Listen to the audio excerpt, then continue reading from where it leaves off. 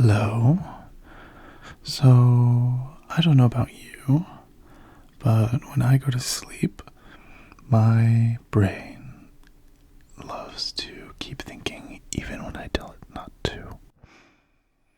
And so what I like to do a lot of the time is find some kind of puzzle or some kind of riddle or math problem that helps me distract my brain while I try to go to sleep.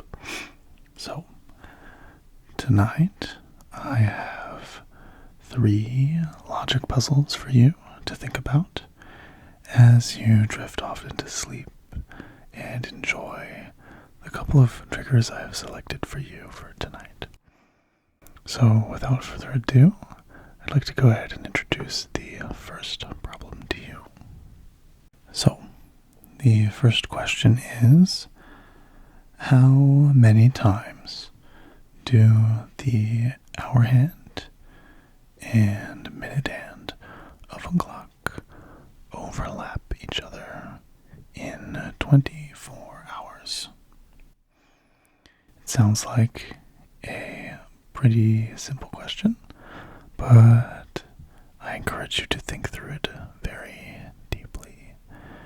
I encourage you to think through every scenario of this question and only then decide your answer. So, the way this will work is I will give you 5 minutes to think through the problem, and then I will come back and explain to you the solution. Okay, ready? Go ahead.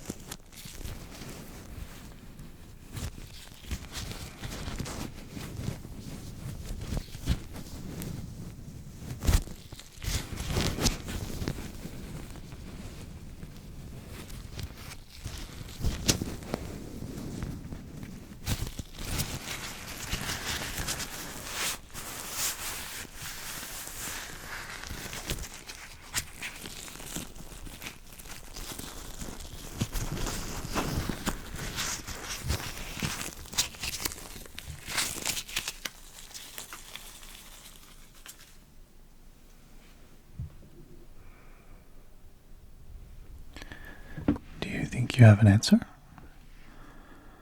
It's okay if you don't. I'll just go ahead and explain to you how this problem works. So, let's imagine we have a clock. And of course, at 12 o'clock, let's say midnight, both of the hands are pointing up at the 12.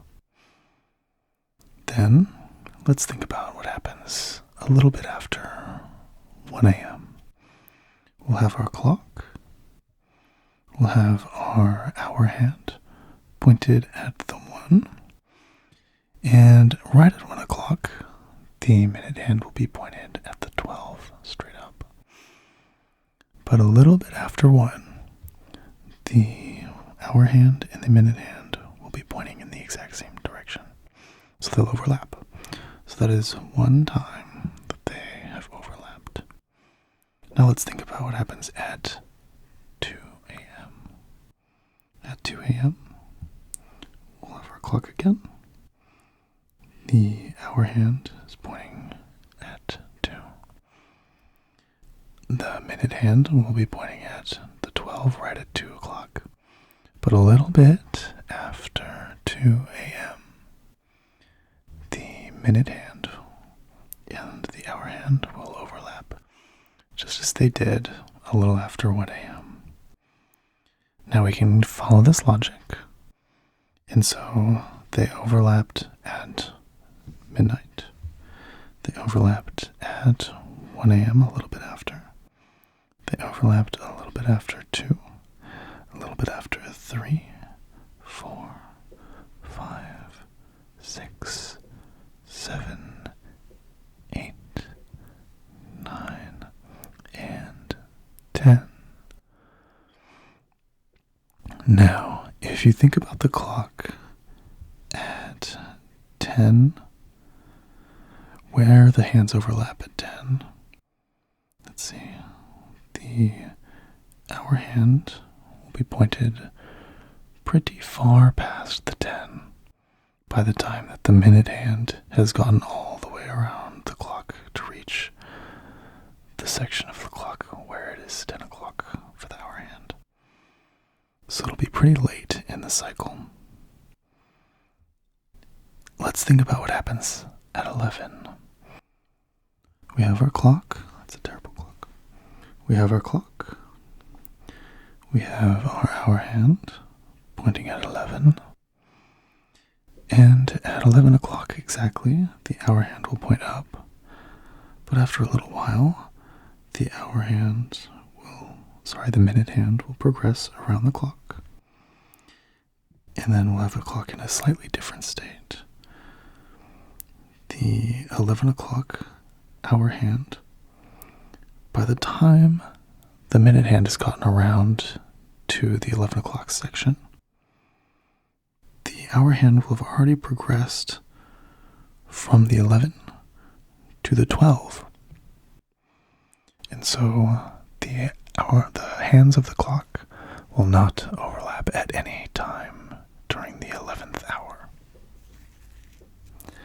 This means that there are only 1, 2, 3, 4, 5, 6, 7, 8, 9, 10, 11 times that the hands of the clock will overlap in a 12-hour cycle. Now the question was about a 24-hour cycle. And so if they overlap 11 times in 12 hours, then they'll overlap 22 times in 24 hours. So the answer to the question, how many times do the clock hands overlap in a 24-hour period, is 22 times. How'd you do? I hope that one was fun to think through. I think I chose that one first because it was, in my opinion, the easiest one to think through. So now I'll explain the next one. So for this puzzle, we have 3 boxes. And in these 3 boxes, we have some fruit. In one box, we have apples. In another box, we have oranges. And in a third box, we have apples and oranges combined. So the question is, if I gave you these 3 boxes and I didn't tell you what's in what, they all have labels on them. And all of the labels are wrong. So, for example, the box on the left has the label that says apples in it.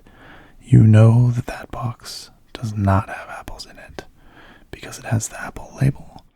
And all of the labels are wrong. So the question is, if you picked one box and pulled one fruit from it randomly, could you tell which box is which just from pulling one fruit from one box randomly? Given that all of the labels in the boxes are incorrect. So, go ahead and give that one some thought. And in around 5 minutes, I will give you an explanation. Okay, go ahead, enjoy.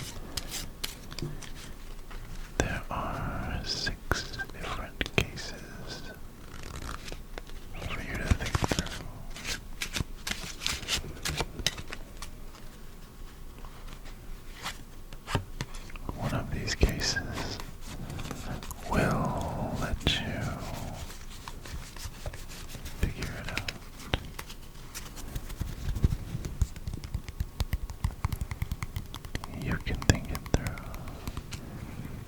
and you can have a solution.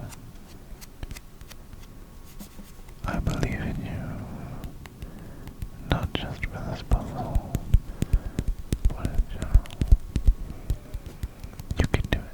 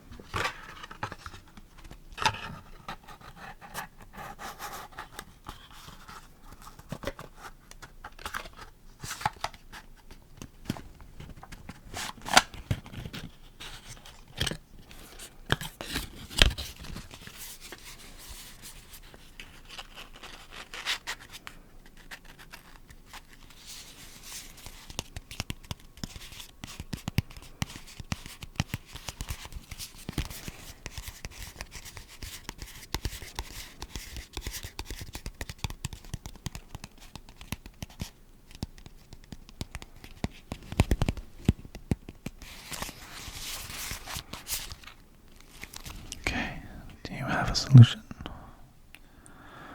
Let's think through the cases together. So let's take a look at our boxes. We have one box labeled apples. We have another box labeled apples and oranges. And we have our last box just labeled oranges. So what we want to do is we are going to pull out a fruit from the apples and oranges box. So we'll pull out a fruit, and let's say, for example, it's an apple. So we know that this is now the apples box, because it is not the apples and oranges box, because that's what the label was, and the label is incorrect. And we pulled out an apple, so it has to be the apples box, because it's certainly not the oranges box. Now, let's look at the oranges box. So we know it can't be oranges, because it's labeled oranges. We know it can't be apples, because we just found the apples box. So the only other box that this could be is the apples and oranges box. So we found the apples box, we found the apples and oranges box. And the only box left is the oranges box. We can also do this the same way if we pulled an orange. It would just be the opposite. So that is the solution to this puzzle. You simply pull out a fruit from the box that is labeled apples and oranges. And you see what it is, and you can logically deduce what is in the rest of the boxes. Okay, I think this last one is the hardest one for sure. This one, I don't even remember if I was able to figure out on my own without looking it up. I do think it is the kind of thing that you could figure out in 5 minutes, but it also does require you to get a little clever. I would say think outside the box for this one a little bit. Not too far outside, but a little bit. So the question is this. You have a 7-minute hourglass and an 11-minute hourglass. And using these two hourglasses, you must time accurately 15 minutes using only a 7-minute hourglass and an 11-minute hourglass. So spend some time thinking about it. Take your time and really consider all the different things you can do with an hourglass within reason. And when you come back, I will explain to you one solution to this problem, because I think I read about a couple different ones, but I think this is the kind of intended one. Anyway, good luck and enjoy.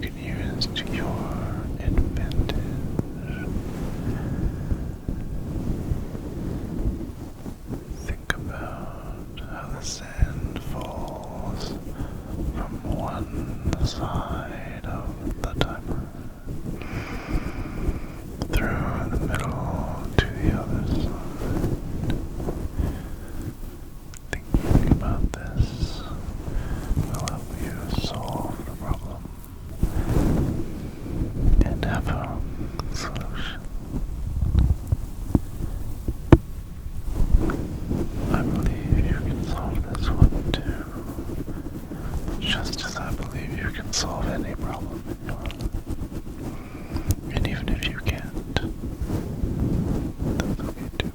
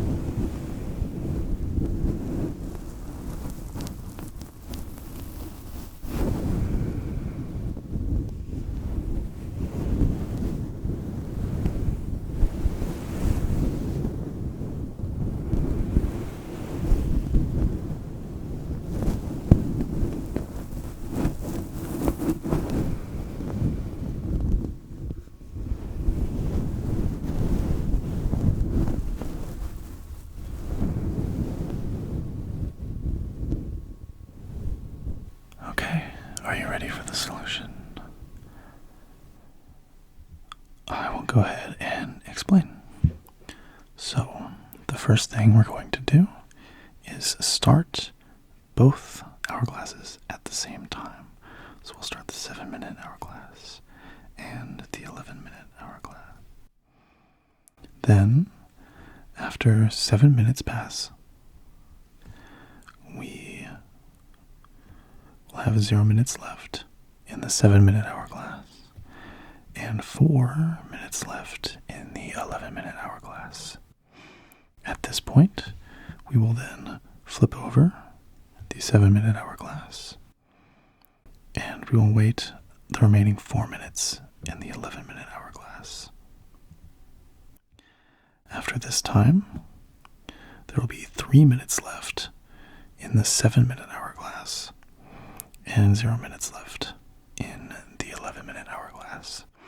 So far we have timed 11 minutes, and there are 3 minutes left in the 7-minute hourglass.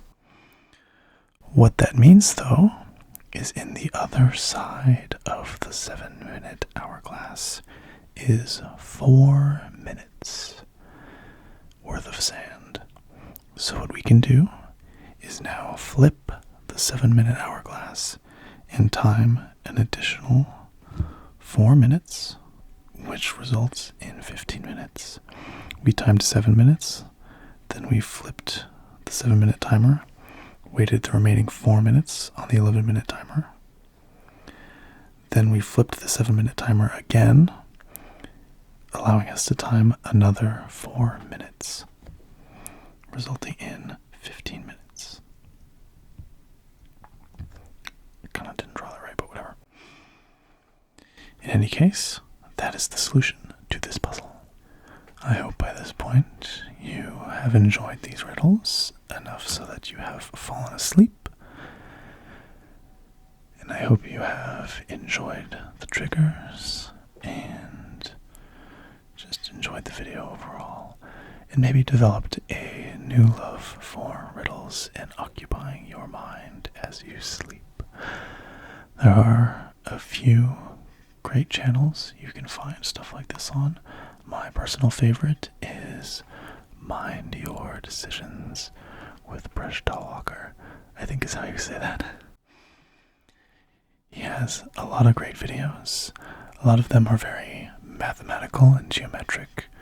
And that was originally what I was going to do for this video, is some math problems, some geometric problems.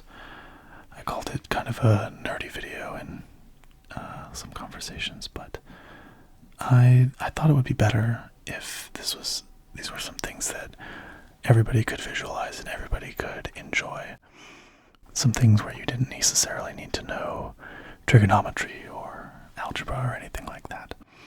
I think these are problems that anybody can solve and anybody can appreciate the challenge in as well. And I think that's really important for this kind of thing. Something you can really think all the way through, but isn't quite so easy that it defeats the point.